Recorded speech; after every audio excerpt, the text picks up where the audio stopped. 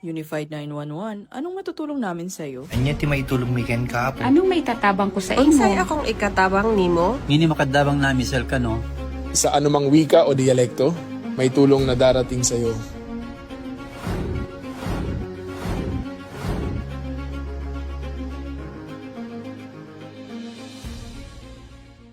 Lilingkod sa bawat Pilipino at magbibigay ng tamang impormasyon para sa tahimik at maayos na Pilipinas. Police News Network, alagad ng batas, tagapagtaguyod ng balitang pulis, sandigan ng mamamayan, patnubay ng katotohanan. La Campo Crame, maghahatid ng pinakahuling kaganapan at nagbabagang balita. Ito ang PNN Police News Network. At ngayon, ang inyong mga tagapagbalita. Magandang araw, bagong Pilipinas. Ako ang inyong alagad ng batas, tagataguyod ng Balitang Pulis. Patroluman Resali Umalay, maghahatid sa inyo ng tamang balita, kwento ng pulis at serbisyo para sa mamamayan. At ito ang PNN News Online. Ang pangunahing balita ng Police News Network, alagad ng batas, tagataguyod ng Balitang Pulis.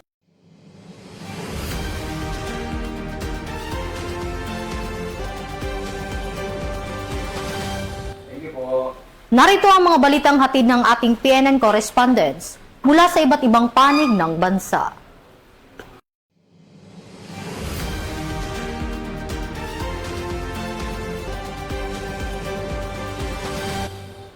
Isinagawa ng National Capital Region Police Office ang inspeksyon sa search and rescue equipment at iba pang resources bilang bahagi ng pagpapatibay sa kahandaan ng kapulisan sa pagtugon sa mga emergency at kalamidad. Patrolwoman Maria Danica Bungo sa balita. Capital Region Police Office ng Accounting Arestado ang Inspection of Search and Rescue sa NCRPO Grandstand Camp Bagong Diwa, Bicutan, Taguig City. Layunin ng aktibidad na tiyakin na kumpleto, maayos, functional at handa ang kagamitan at personnel para sa mabilis na pagtugon sa pagbaha, malakas na ulan at iba pang emergency situations. Sa kanyang welcome remarks, binigyan diin ni Police Colonel Edward M. Cutiug, Chief Arcad, ang kahalagaan ng kahandaan ng bawat personnel at kagamitan. Nagbigay naman ng guidance si Police Brigadier General Rodel A. Pastor, Acting Deputy Regional Director for Operations ng NCRPO, upang matiyak na handang ma-deploy ang anumang oras ang mga tauhan at rescue equipment. Mula sa ating Regional Director, Police Major General Anthony Abellada Apirin, ang NCRPO ay nagpapasalamat sa ating mga pulis, lalong-lalo na yung mga miyembro ng search and rescue natin, dahil parating nandyan at handa na tumugon sa mga nangailangan pagdating sa mga ganitong sakuna. Subalit sa alang-alang din sana natin na bago tayo lumusong o umalis sa ating tahanan, siguraduhin din natin ng ating pamilya ay nasa mabuting kalagayan at handa rin sa mga ganitong sitwasyon, kasi parang napakasakit isipin na naililigtas natin kung minsan yung iba tapos yung pamilya natin ay nakaligtaan natin. Hindi lang doon sa galing at lakas ng mga pulis natin, makikita ninyo may mga gamit naman tayo na para doon sa pag-rescue, kagaya ng mga nakikita nyo dyan o nakita nyo kanina, yung mga bangka natin, yung mga lifesaver natin, may palakol, may piko, may pala, may pang putol tayo ng mga kahoy na maaaring makabara. Tao ang ating tutulungan. Nakiisa rin sa aktibidad ang personnel ng Regional Mobile Force Battalion sa pamumuno ni Force Commander Police Colonel Celso M. Rodriguez bilang bahagi ng kahandaan ng Bahay Agila sa pagtugon sa mga emergency at kalamidad sa Metro Manila. Ang aktibidad ay bahagi ng patuloy na paghahanda ng NCRPO sa ilalim ng pamumuno ni Regional Director Police Major General Anthony A. Aberin, alinsunod sa PNP Focus Agenda ni Chief PNP Police General Jose Melencio Sinar Tates Jr. upang matiyak ang mabilis, maayos at epektibong pagtugon ng kapulisan para sa kaligtasan ng publiko. Ako po ang inyong Police News Network correspondent, Patrolwoman Bungo, alagad ng batas, tagataguyod ng balitang pulis.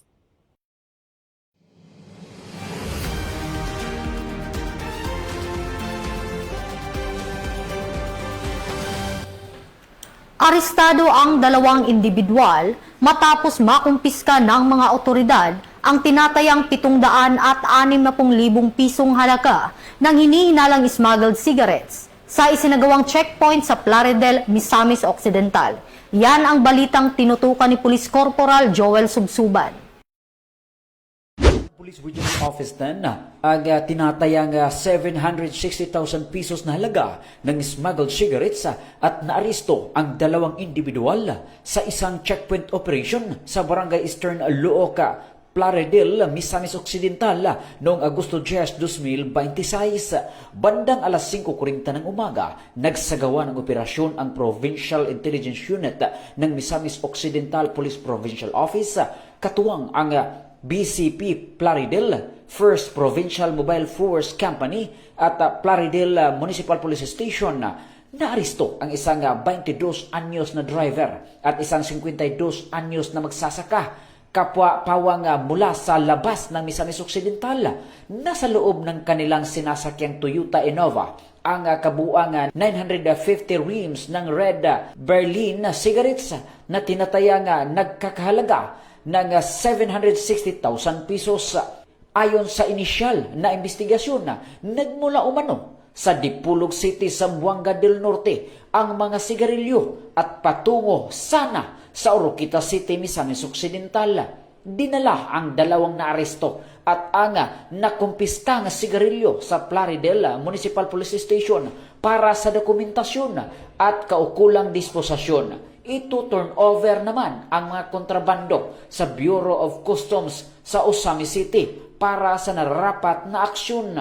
Ang operasyon ay bahagi ng pagpapatupad ng Republic Act No. 10863 o Customs Modernization and Tariff Act at ng patuloy na kampanya sa Police Regional Office laban sa illegal na pagpasok at transportasyon ng mga smuggled goods sa Northern Mindanao.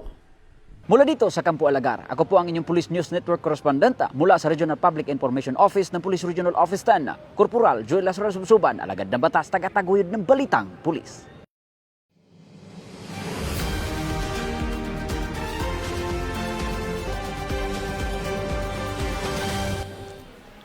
Arestado ng mga otoridad ang top 1 provincial most wanted person sa kasong murder sa isinagawang operasyon sa Carigara, Leyte. Narito ang buong detalye ng report mula kay Patrolwoman Cherilyn Kalumpita.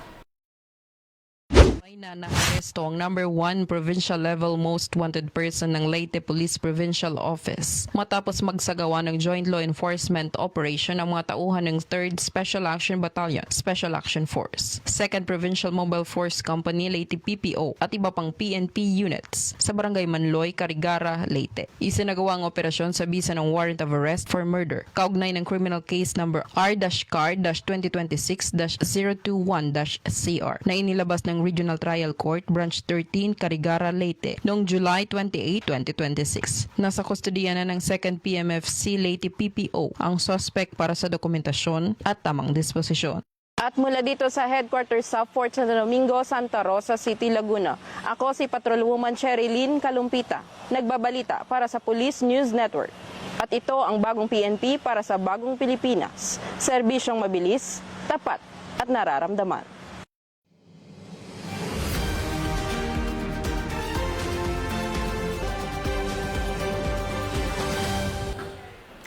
Arestado ng mga otoridad ang top 6 provincial most wanted person sa kasong rape sa isinagawang operasyon sa bayan ng Bilison, Antique. Patrolwoman Gladel Astrologo, ibalita mo.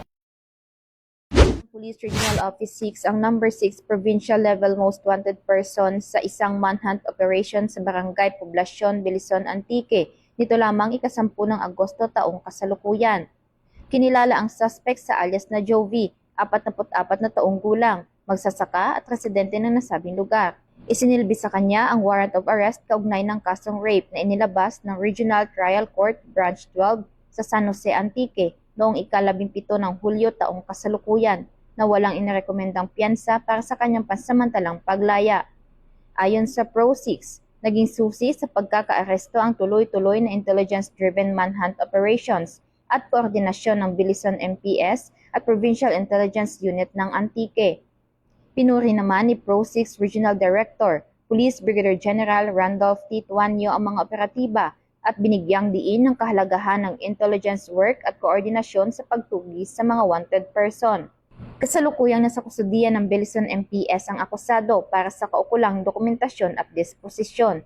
Bahagi ito ng patuloy na kampanya ng Pro-6 laban sa mga wanted person tungo sa responsive, trusted at transformative policing para sa mas ligtas na Western Visayas. Mula dito sa Police Regional Office 6, ako ang inyong PNN Correspondent, Patrolwoman Glidel Astrologo, alagad ng batas, tagataguyod ng Balitang Pulis.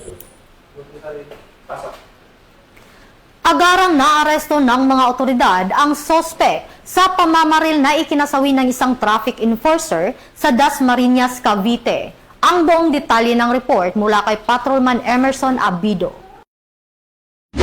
Isang suspect sa pamamaril na ikinasawi ng isang traffic enforcer sa Dasmariñas City, Cavite. Ayon sa investigasyon, kinara ng biktima ang suspect dahil sa paglabag sa traffic rules, kabilang ang pagmamaneho ng walang valid license at expired registration ng motorsiklo.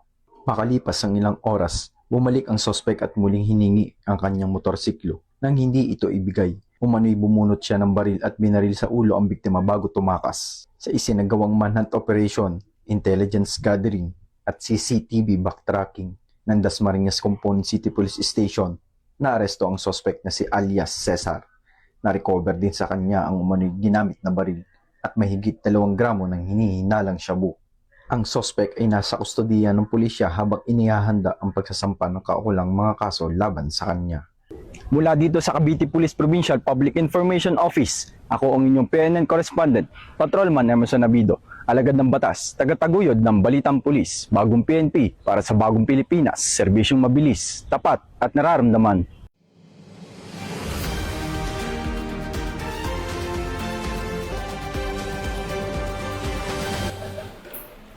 At yan ang mga balitang nakalap ng ating PNN correspondents mula Luzon, Visayas at Mindanao. Para sa mas malawak at mabilis na ulat ng mga balita, i-like, follow and share kami sa aming Facebook account ng Police News Network at sa Twitter account para sa mga real-time updates at sa YouTube channel para sa mga live stream at replays. Manatiling mapagmatsyag at laging alamin ang totoo. Sa ngalan ng pamunuan ng Philippine National Police, sa pangunguna ni Chief PNP, Police General Jose Melencio C. Nartatis Jr.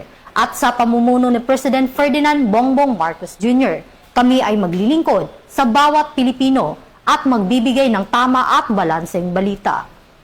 Mula rito sa tanggapan ng tagapag-ugnay ng Pambansang Pulisya, ako ang inyong alagad ng batas, tagataguyod ng Balitang Pulis. Patrolwoman Resalie Umalay, maghahatid sa inyo ng tamang balita at serbisyo para sa mamamayan. At ito ang Police News Network, ang pangunahing balita ng Police News Network. Bagong PNP para sa bagong Pilipinas, serbisyong mabilis, tapat at nararamdaman.